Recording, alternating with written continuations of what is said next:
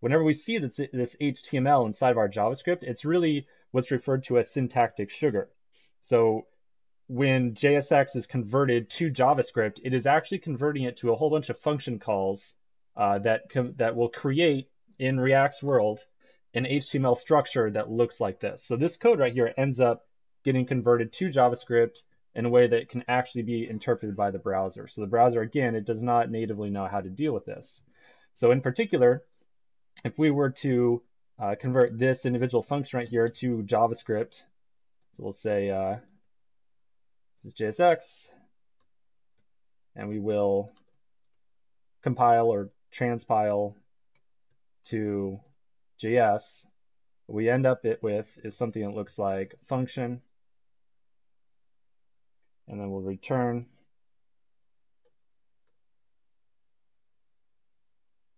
div null, and it has contents of hello world. So when we write our React component, we're going to use JSX. When we expect our browser to render it, to actually execute this code, it must be first compiled to JavaScript. And when it gets compiled to JavaScript, it ends up looking like this. So you can kind of imagine when we're writing React, we don't really want to be writing code that looks like this all day, right? We want to be writing nice, easy to reason about JSX, because it's a lot easier to look at this little bit of code right here and say, okay, I have a div, it has the contents hello world, as opposed to this right here, where I have react.createElement, blah, blah, blah, blah, blah. Especially when we start nesting more components inside of this, or more HTML tags inside of this function call is going to be a lot more confusing. So in the following sections, we're going to look a lot more closely at JSX and its application. But for right now, let's just recap on a few takeaways of JSX. JSX, it's an extension of JavaScript that lets us write what looks like HTML inside of our JavaScript, alongside our JavaScript. JSX must first be compiled from JSX to JavaScript so that the browser can actually understand what's going on. The browser does not understand JSX. It needs to first be compiled to JavaScript. And the reason we use JSX is because it's a lot more clear and concise about the actual HTML structure of our React components than what the equivalent JavaScript looks like. So in the next section, we're going to be doing our first component, and we're going to write some JSX, and I hope to see you there.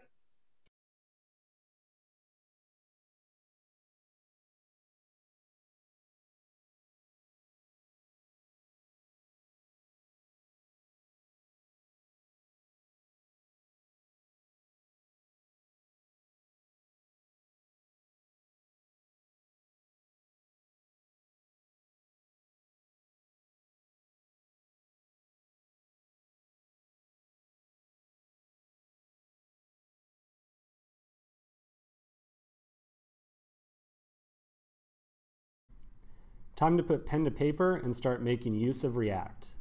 This example will use JSX that will be compiled in our browser without any additional tooling. In other words, we're going to write JSX directly into our HTML page and expect React and the browser to know what to do with it. In the future, we'll pull our JSX into separate files and compile each of those separately. This has the added benefit of allowing us to organize our code much more cleanly. So to start, I'm in my terminal in a directory, and I'm going to create a new HTML file by writing touch index.html. That's going to go ahead and create a new HTML document for us, and then I'm going to go ahead and open my code editor.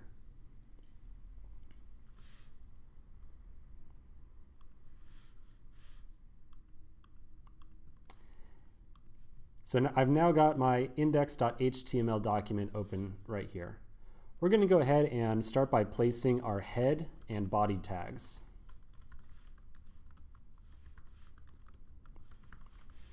Now the first thing we're going to do is install the React library in a supporting library called the JSX transformer. To do so, I'm going to open up Google Chrome, and then I'm just going to search. You'll see download .html document.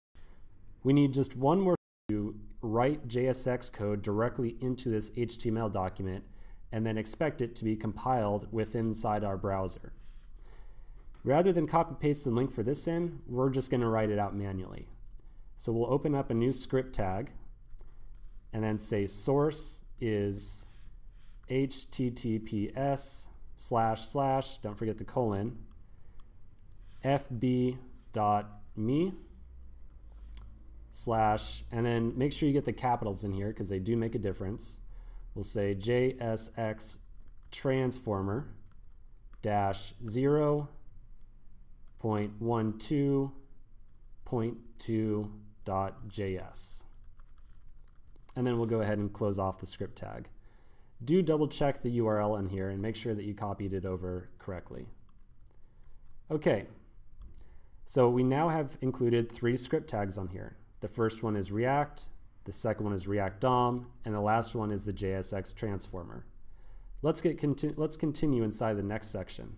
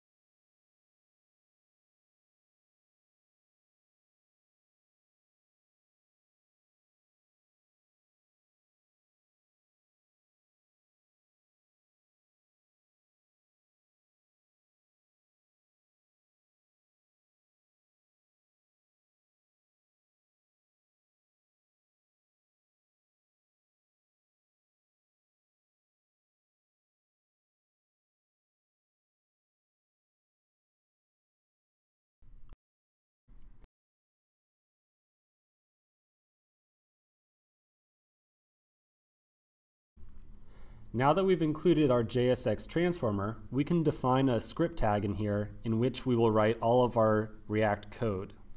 So beneath the body tag, we'll define a new script tag, and we'll specifically say that its type is text/JSX. And then we'll close it like so. So what happens is when the browser opens this index.html document, the JSX transformer does a scan over all the tags in the document. If it finds any script tags of type text/JSX, it automatically converts them into raw vanilla JavaScript, which can be executed by the browser. So you can kind of imagine that any JSX code that we write in here is automatically going to be transpiled by this transformer before the browser actually interprets it and tries to execute it. Okay, so we've now got our libraries and we've got a place to write our JSX code. A couple of events are going to happen here very quickly, so before they pass us up, let's list them out so that we know exactly what to expect. The events that are going to occur here are generally the same in every React app out there. First, we're going to define a React component class, and we'll talk exactly about what a class is. Next, we will ask React to render this class. And finally, when we ask React to render this class, we will tell it where to place the rendered element in the DOM. Okay, so first, a class. What is a component class? A class is a component or a widget or a view or really whatever all-encompassing term you want to use. A React class is a definition of a component. This class itself cannot be rendered to HTML. It must be first instantiated and then rendered. Instantiate is really a key word here. A good analogy is a cookie cutter. A cookie cutter itself is useless. It just describes the shape and form of a cookie. It is not until we throw some dough on the board and then press the cookie cutter into it that we actually get a usable object, which is the dough in our cookie cutter shape. The cookie cutter can create as many cookies as you could possibly imagine, but the cookie cutter itself cannot be eaten. So again, the class here is like the cookie cutter. It describes the form and function of a component, but it cannot itself be rendered to the DOM. We must first instantiate it or spin off or create a copy of the class and then render that copy, that instantiated class. So let's write the code that defines our cookie cutter, or class really, and then spins it off and instantiates it. Okay, we'll write var hello world equals react.createClass, and then we'll pass it an object like so.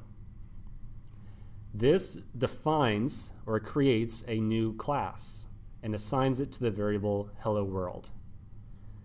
Next, we're going to render or instantiate this class. So we'll write var element equals react.createElement hello world. So we now have two variables at the ready.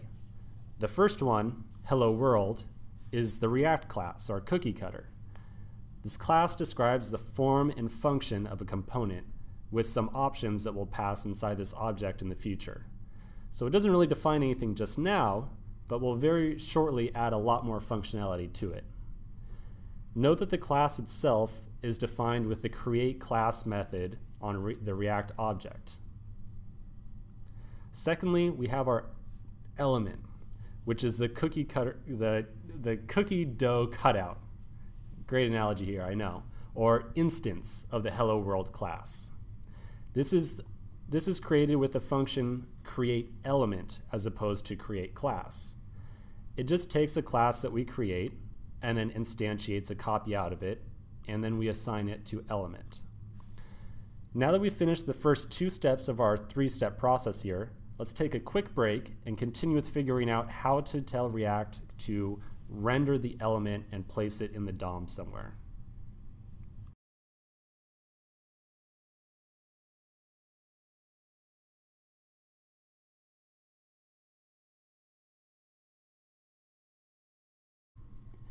In the last section, we went through steps 1 and 2 of our three-step process of rendering a component.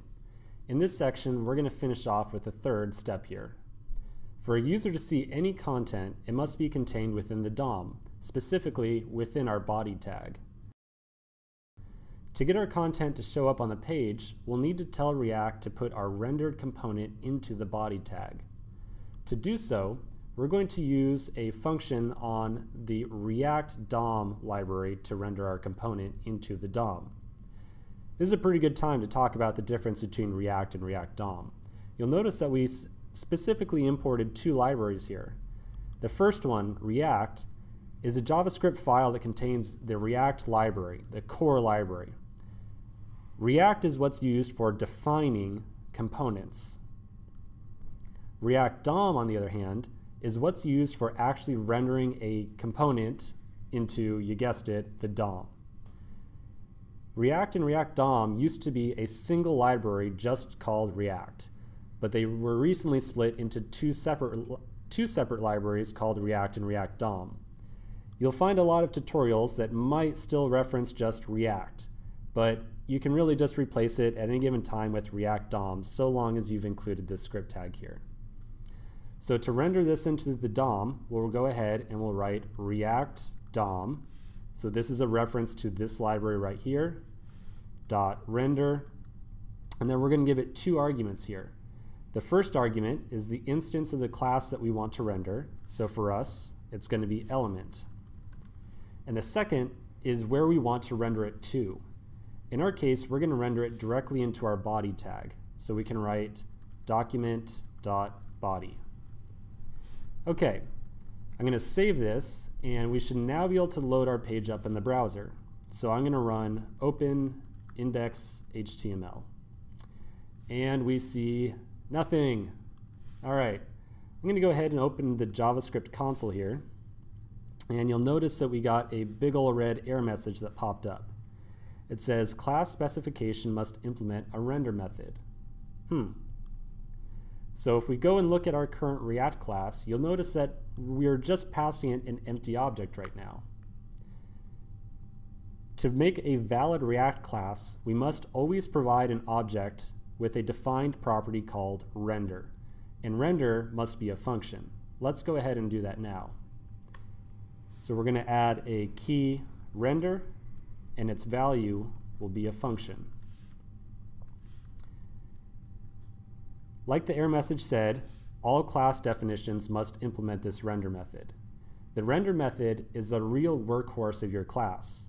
Whatever it returns is what the component is going to render to the page. And when I say return, I mean specifically JSX. So if we render some valid JSX, or if we return some valid JSX from this render method right here, it's going to show up inside of our document. Let's try it out. We'll write return, and then we'll write a little bit of JSX in here. So we'll make a div tag, and then inside of it, we'll write hello world. Okay, I'm going to save this, and then we'll flip back on over and refresh the page, and we get hello world. You'll notice that we get an error message over here. Don't worry about this. We'll fix this in a future section. So let's reiterate what it took to get here. First, we defined a React class. A class is a cookie cutter that describes the form and function of a component. The class must always have a render method that must always return JSX. Second, we instantiated that class using the react.createElement method. Finally, we inserted that into the DOM by using the react DOM.render method. Again, note the difference between the React library and the React DOM library. React is used for creating classes, while React DOM is used for just putting them into the HTML document, into the actual DOM. Throughout this tutorial, you might notice a place or two where I still use react.render instead of react DOM.render. Don't sweat it. If you ever see that, just continue using the react DOM.render syntax. Okay, let's go ahead and continue in the next section.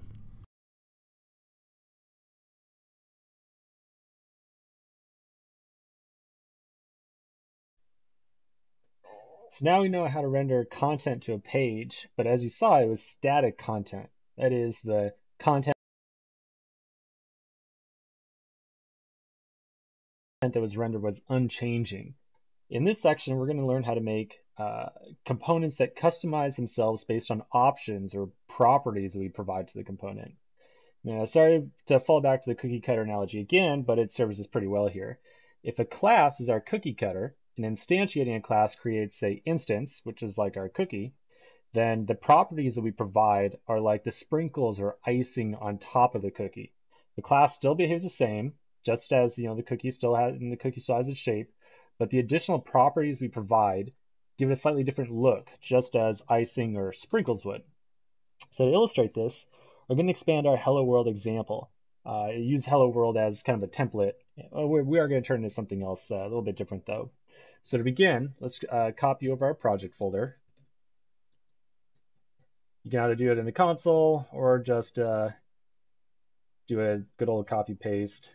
And we're going to call this one badge. So now we've got badge. We will open it up in our code editor. And let's also, before we forget, open up the index HTML. And this will still be, of course, our Hello World example. So now we have it in our code editor, and here's our Hello World example. So before we write any code here, we're going to bring in the Bootstrap CSS framework. And the CSS we're really just going to use so that we've got something that looks a little bit more pretty than some of the default styling. And we're also going to use some of the HTML in Bootstrap to kind of serve as a template for ourselves here. So we'll open up a new tab, and we'll just search for Bootstrap. And it should be the first result on here, getbootstrap.com. We'll visit it. Right in the middle, click Download Bootstrap. and we're going to do the easy way. We're just going to copy paste this link tag right here. So we're not going to actually download the CSS file. We're just going to link to it. So we'll come over to our index.html file and in the head, paste it, and we should be good to go. All right.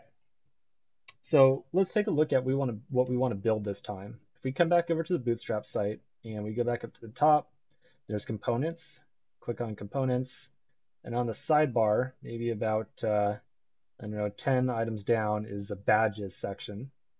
So click on badges, and here we go. So we're going to build a button that looks like this right here. So imagine that we're building, say, an email inbox. We might have several buttons that look like this. They might kind of have text like this one. It might say, you know, inbox or sent or spam or tagged or what have you. So we're going to have some text, and then for each of those inboxes or, you know, those email folders, you might have a number that tells you the number of emails that are in there. So when we look at this component or this button right here, if we wanted to bring this over into React and make it a widget or a component, there's really two variables in here that we want to abstract out or provide to it as options. Whenever we use this button, we want to have the ability to change the text messages and the number, because, you know, we might want messages to instead say inbox or spam or sent, and the number needs to be able to change to reflect how many emails are in that particular folder here. So we're going to start with this HTML right here as kind of our starting point. So we're going to copy all this. So I'm going to Control-C, copy, and then bring it over, and we're going to delete our existing JSX right here, and we're going to replace it. All right, great. Now, the next thing we need to do is we're no longer really making a hello world component here. We're making a badge component. So let's do some renaming. I'm going to rename this as badge. And then when we create element, we're no longer creating hello world. We're going to create an instance of badge. Okay. As a quick aside here, whenever we have these class names like hello world or badge, classes are traditionally saved to variables with a capitalized first letter. So it'll be capital B badge, capital B badge, or capital H hello world, and so on. So now that we've got the new HTML in here, we've renamed our class, we can go back over to our index.html file, and all right, there we go. So we correctly have the HTML. You know, it appears to be a button. It correctly says messages because that's just the, you know, static HTML messages and the static number 4 that we provided in there. But our button looks nothing like this button, even though, you know, we should have our CSS. Let's check the DOM. And yep, looks like you know, we correctly got our style sheet in here. So what's going wrong here? Well, we're going to find out in the next section. So stick around. If you want to take a shot at it, check out the console, read some of the errors in here, and see if you can figure out what our issue might be. Otherwise, if you're not sure, just go on to the next section.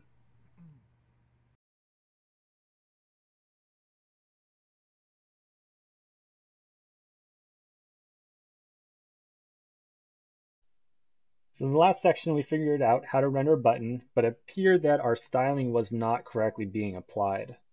So we have our developer console open over here, and reading the last error on here, it says unknown DOM property class. Did you mean class name?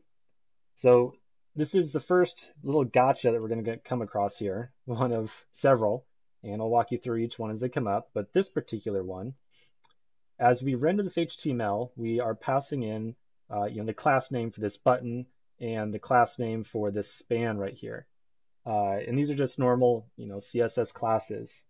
Well, when we're working with JSX in particular, this class is a keyword that in JSX can actually refer to this type of class, you know, a component class as opposed to a CSS class. So just like this error message says, maybe we mean class name. Well, that's absolutely correct. Whenever we're working with DOM elements in JSX, instead of designating a class or a list of classes, we designate class name. So we can change both of these to class name. We'll save it. And great. So our error message is gone, and it looks like our button is appearing, just as we would expect. All right. So now we have a button on screen. It's styled correctly, but it still has static content. So as a reminder, the purpose of this section is to figure out how to use properties or configuration options that we're going to provide to this component when we render it to customize how it looks and behaves. So converting this to a dynamic component, going from static to dynamic, being able to customize messages in this number right here, is a three-step process. The first step is in our JSX template, we're going to replace any text that we want to be dynamic with curly braces and a JavaScript reference to this.props. This.props is like an object that every instance of a class has. So at any point in time, I can refer to this.props, and in this case, it's just going to return an empty object because I haven't passed this component any props when it gets rendered yet. This.props is like an object that every instance of a class has. So at any point in time, I can refer to this.props, and in this case, it's just going to return an empty object because I haven't passed this component any props when it gets rendered yet. The second step, and don't worry, we'll walk through, of course, what each of these steps in detail. The second step is that we're going to create an options object when we pass our badge into the create element, and we're going to pass that options object in as the second element or second argument in here. That object that we pass in is going to be available inside of this component as this.props. So that's step 2. And then step 3 is we're going to pass the object's element into the create element method. So we create the options object before, and then we actually pass it into this create element method right here. So let's start at step 1. We're going to replace our text with a reference to this.props. And at first, this might look a little bit funky, but bear with me, and we're going to walk through it in detail. So I'm going to, I know that I want messages and the number 4 to be dynamic, so I'm going to replace both of them with curly braces and reference to this.props. So I'm going to delete messages. I'm going to put in my curly braces. I'm going to say this.props.title. And title is a somewhat arbitrary key or property here. When we create our options object, it'll be a little bit more clear what's going on. So I'm going to delete the 4 and replace it with curly braces and a reference to this.props. So this.props.number. All right. Step 2, I'm going to create my options object. So I'm going to say var options is an object. And these are the options that are going to be passed into this render, or be available inside of this render function. This object right here is going to be what props is inside of my component. So I'm going to say title is inbox. And then I also make reference to number. So I need number, and I say number is 32. All right, so this is step 2. I defined my options object that has the same key as I make reference to inside of my template. So I have this.props.title, which matches up with title, and then props.number, which matches up with number. Step 3, I'm going to pass this options object into create element as the second argument. So I'll say options. All right, so let's go ahead and refresh the page. And sure enough, inbox and 32. I can then say sent, and maybe I've only sent 12 emails. And sent and 12. All right. So what the heck is happening here? Well, whenever, remember the analogy that we used at the start of this section. My class is my cookie cutter. when I do a create element, that's like my cookie. I'm spinning off my copy here. And then the options are like the sprinkles or the icing or that last little step of configuration that I put on top. So when I create an instance of badge, I pass it these additional options. Then inside of my class up here, I can make reference to those options that get passed in. So you can imagine that whenever I make my component, I want to have very special consideration of, well, what properties am I specifically making use of? What keys am I making use of?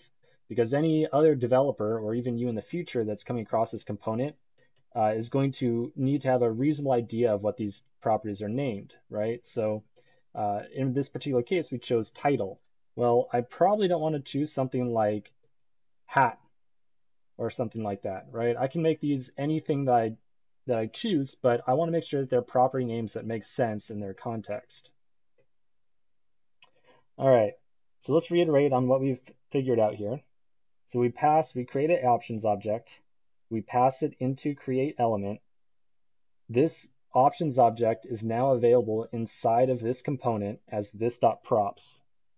And then I can insert properties out of that this.props object into my template by wrapping it with curly braces. Just really quick, let's see what happens when we don't include curly braces. Right, so it's this.props.title. Because as far as React is concerned, that's just some arbitrary text that you want to be included inside of the HTML snippet right here. So anytime that you have single curly braces, React is going to look at that and say, oh, this must be JavaScript. I need to execute this JavaScript, and then whatever gets returned from that is what's going to end up inside of the HTML. Great. So let's move on to the next section.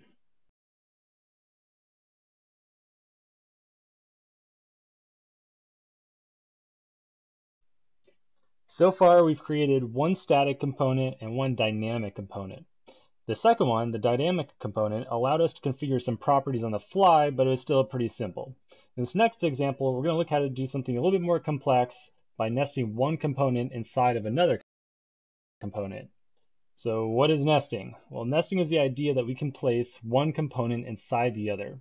To do so, we simply pretend that the child component, the one that is getting nested inside of the other, is an HTML element in our JSX. So let's look at an example of nesting here. And we're just going to throw some pseudocode down and kind of walk through it real quick. So let's imagine that we have a component called form.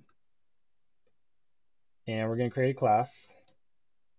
And we're going to add our render function. And it doesn't really matter what this form element is. Let's just say it's a, it's a form of sorts. It doesn't really matter. So I'm going to return an outer wrapping element, which is just going to be a div. And let's also imagine that up here I declared my badge class.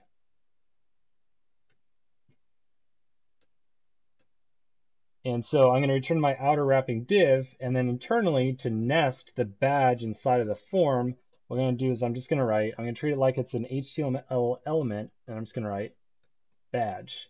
So now, when I ever render form, I'm going to get an instance of badge inside of form for free. Okay, so you might say, okay, I can tell form to create a badge, but we know that badge needs stuff like the title and the number, so it needs these properties passed to it, right? So we need some way of passing properties from form down into badge. So the syntax for doing that is we really just add it on as an additional attribute on this element right here. So I'll write title, and title can be whatever we want it to be, and then number can be whatever it wants to be. And I'm just going to add a couple of spaces in for right now, just for clarity. We normally wouldn't leave so much white space in here. So now when I'm inside of badge, when I'm inside of the badge class, badge is going to have this.props is going to have two properties, and it's going to have the property title and number, and it's going to be whatever we set these to be equal to. So let's imagine that I said for title, we're going to say inbox, and then for number 5.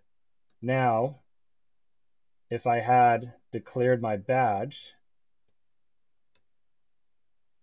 and we'll say just for right now, this is going to be a button.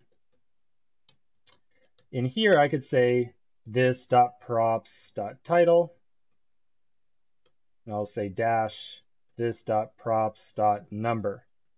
And in the first case, this.props.title is going to be equal to whatever I passed in as title up here.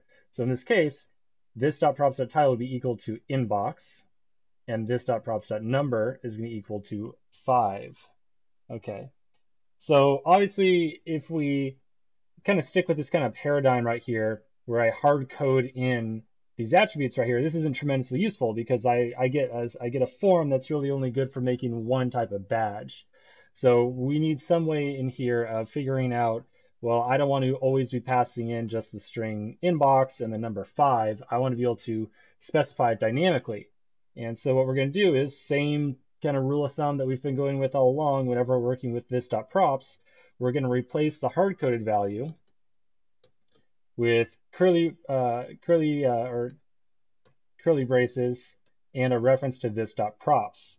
So I'm going to say this.props.title and this.props.number. So now when let's say down here, I create my form, and I'll say react.create element badge, form, and I need to pass in my options right here. So let's say options equals title of inbox and number of 5. So now I'm going to create my element, passing it these options, this options object. We're going to create a form, an instance of form. So when form runs, when form executes and its render function gets called, form internally is going to say, oh, I need to make a badge.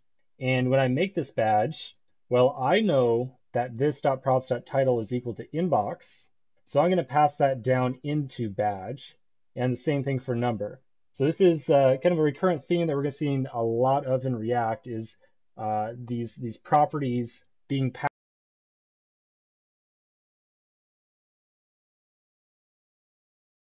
passed to the most parent element, which in this case is form, and then we can kind of watch those properties trickle down to the children. So in this case, badge needs to know about title and number. So we're going to have these properties trickle down from form into badge. This is going to be a very recurrent theme. We're going to do something just exactly like this, as a matter of fact, in the next section. And you'll find that in all the continuous sections, this is going to be something that we're going to see a lot of, is this concept of properties trickling down. Okay, so to explore nesting a little bit more, we're going to do a real-world example. We're going to be making a custom thumbnail of sorts.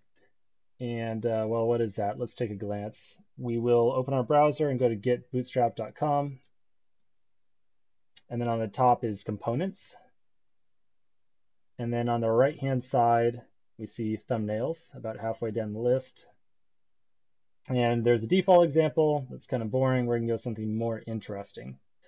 We're going to be making something that looks just about like this, and we're going to call it a custom thumbnail.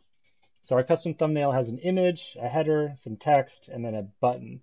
Well, this button right here, let's kind of pretend that we're going to be making a thumbnail here that is going to describe an online course. And let's say that perhaps this is going to be an online course for learning about React.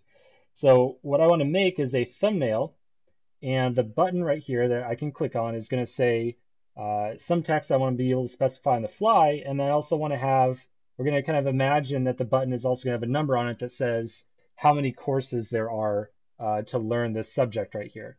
So if we kind of think about this, there's kind of two components that we want to make here. The first is this outer thumbnail, and then the inside of that thumbnail is going to know how to specify the image, the header, and the description. And then inside of there, if we want a button that has some text and a number, well, that really just sounds like our badge, right? So we're going to be making reuse of the badge component, and we're going to nest it inside the thumbnail here. So I got a quick little image of kind of the end product in diagram form that we want to have. And so the outside is going to be the thumbnail, and then internally we're going to nest the badge inside of here. And this concept is called composition.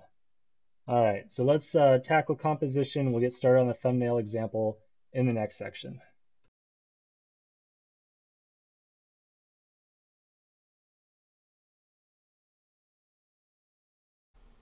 We wrapped up the last section talking about the idea of composition.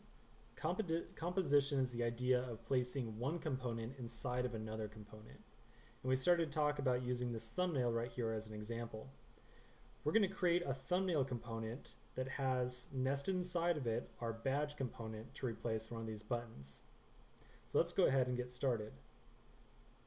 Inside of Finder, we're going to go to our project directory, and we're just going to copy paste our badge folder and then rename it thumbnail.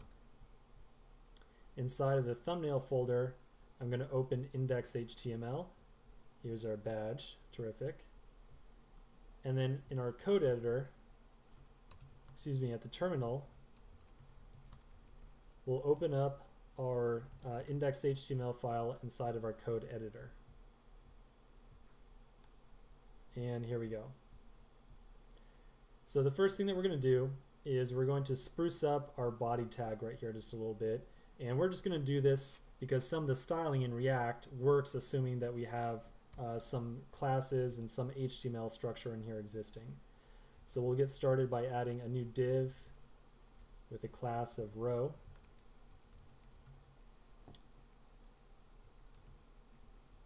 And inside of row, we'll have div with class of call sm, and we'll do 5. Close that. And outside of the div class row, we'll do one more with div class container.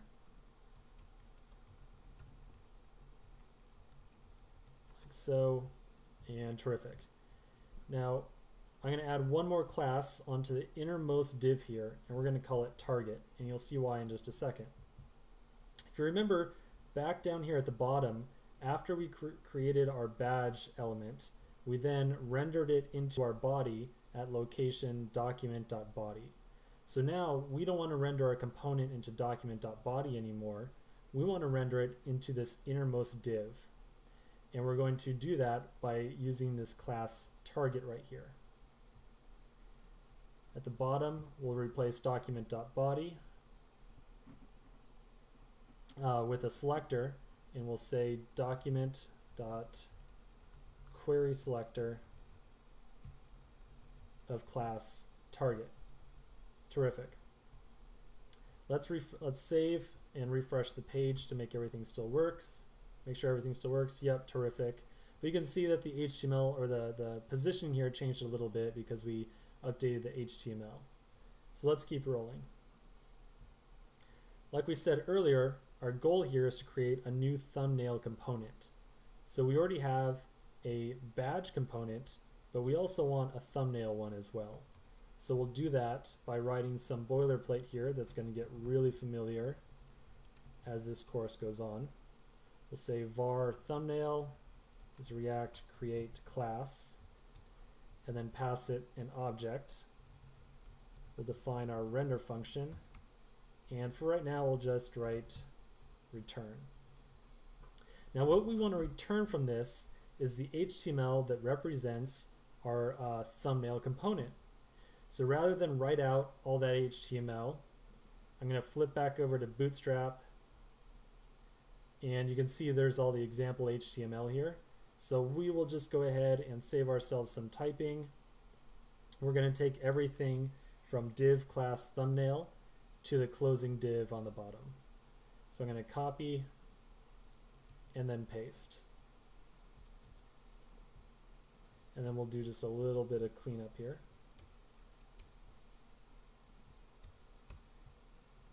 Cool. So let's not forget really quick to replace our class with class name.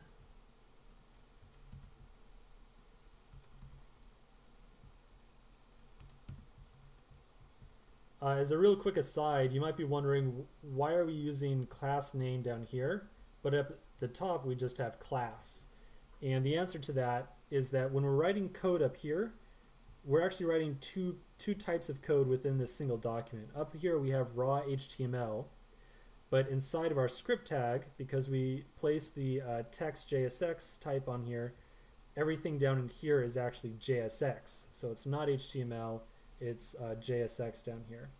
And when we're writing our JSX, we use class name, not class. Okay. Let's do one more thing. Down here where we create our element, instead of creating an instance of badge, let's create an instance of thumbnail. Then we'll save, flip back over to the browser, and let's see what we get when we refresh. Absolutely nothing. So you'll see on here, if we open our code or we open terminal on the side, you'll see expected corresponding JSX closing tag for image. Well, it just so happens that JSX is very unhappy when you don't close your tags. So at the end here, we'll just place a /. We'll save and refresh. All right. So we have something here, no image. We've got some placeholder header and some placeholder description on here.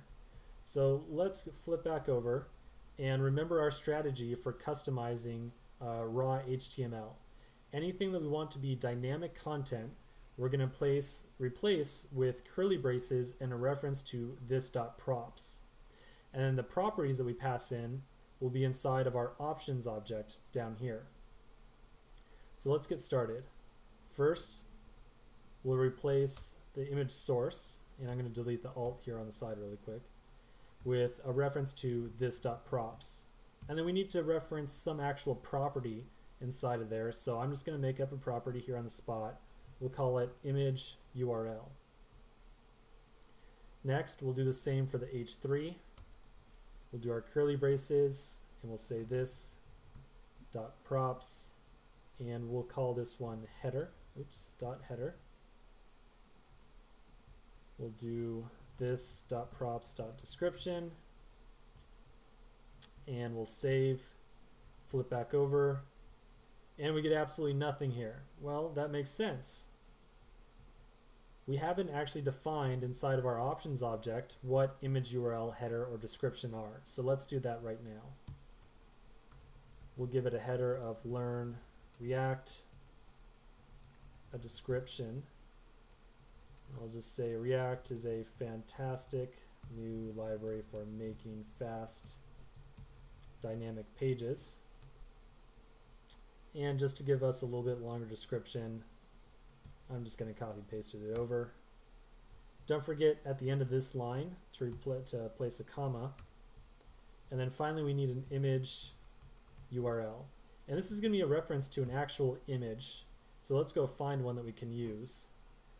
In our browser, I'm going to open a new tab and then just search for React.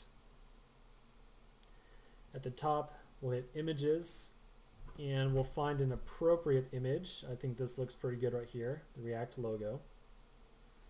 I'll view image, and at the top we get our URL. I'm going to copy paste that, and that's going to become our image URL. Cool. So let's save this, go back over to index.html. We'll refresh the page, and all right, looks like we're getting somewhere here. So this looks like it's pretty good, but our button down at the bottom is still showing static content. We want to replace this button with our badge component instead of just a normal anchor tag.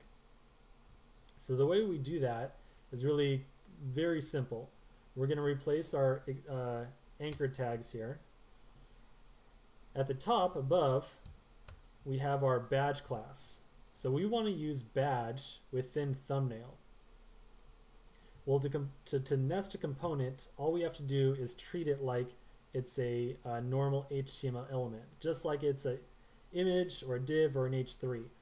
We'll have our opening bracket, and then we'll say just badge, and then immediately close the tag with a /.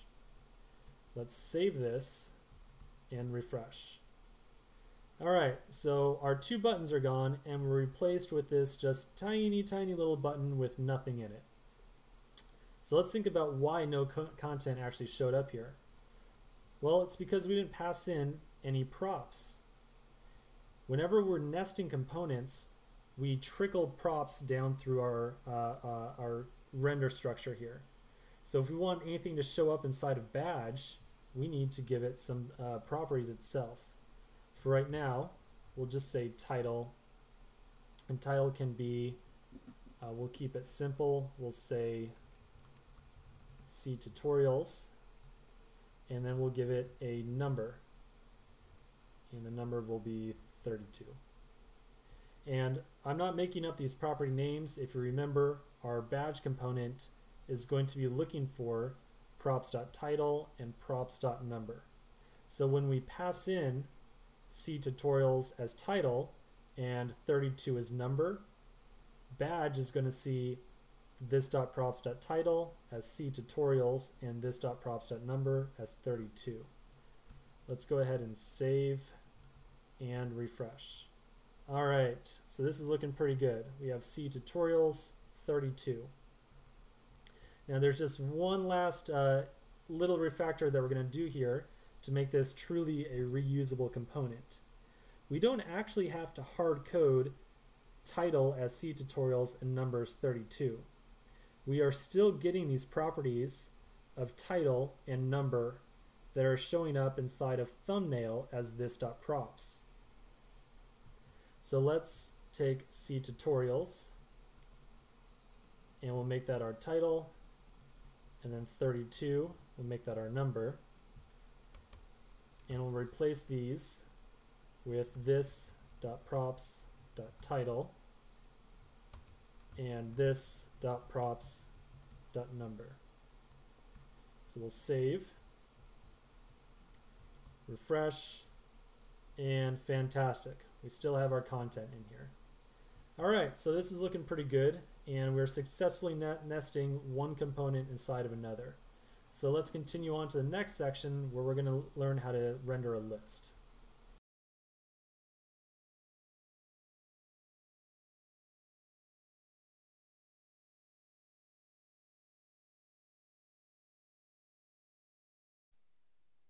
In this section, we're going to figure out how to render a list of components. Previously, we had made a single thumbnail, but it makes sense that we probably want to have more than one thumbnail on our page. The first question we need to ask of ourselves about making a list of thumbnails is, well, what exactly are we rendering multiples of? The thumbnail, of course, right? Well, the thumbnail itself shouldn't really know how to make a list out of itself. We always want to make our components as small and composable as possible. So a thumbnail should only really know how to render a single discrete thumbnail. So instead, we're going to make a third component called thumbnail list. Thumbnail list is going to know how to make a list of thumbnails. We're going to pass in an options object that will tell it how to make these multiple thumbnails. So let's get started. We're going to start by copying our project directory, and we're going to rename it to thumbnail list. I'm going to open up our index.html, and then I'm going to open up our code editor.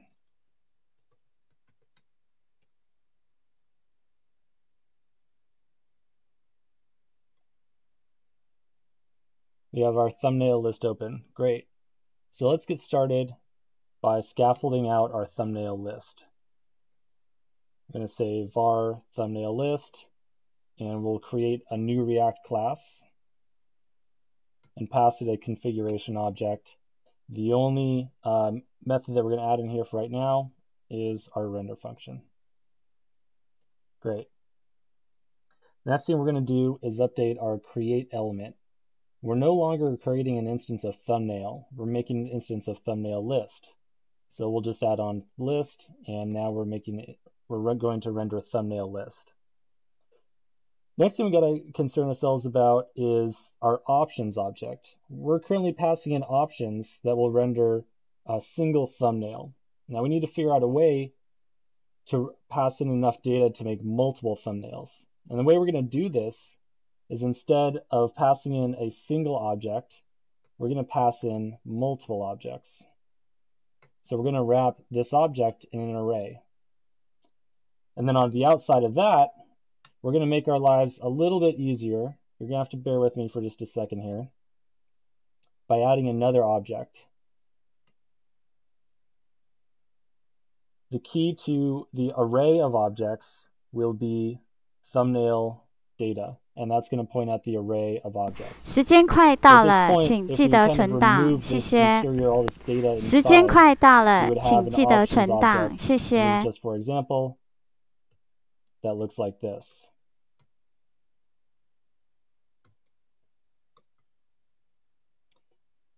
We have an outside object that has a key thumbnail data that points at an array of objects.